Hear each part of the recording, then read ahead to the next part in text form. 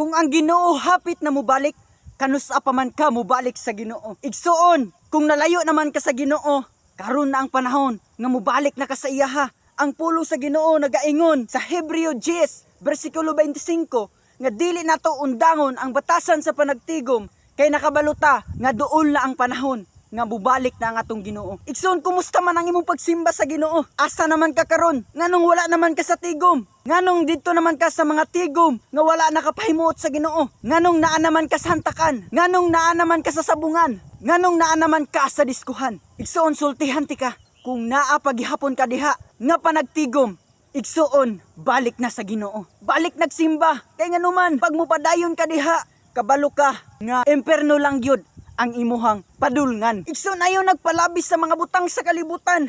Balik na ta sa Ginoo. Kay ang pulong sa Ginoo naga-remind ka nato kanunay nga hapit na siya mobalik. So isipan ni nga chance, isipan ni nga kahigayunan para ikaw maluwas. Kay nag-ingon ang ikaduhang Pedro kapitulo 3 bersikulo 15 nga isipa ang pagpailob sa Ginoo. Kay nganuman kay nagpailob lang man ang Ginoo, mao nang isipan na nga chance, isipan na nga kahigayunan para ikaw maluwas. Pasalamat gani ka nga gihatagan pagag-chance sa Ginoo. Mao nang igsuon, balik na sa Ginoo. Kay hapit na ang panahon nga siya mo balik.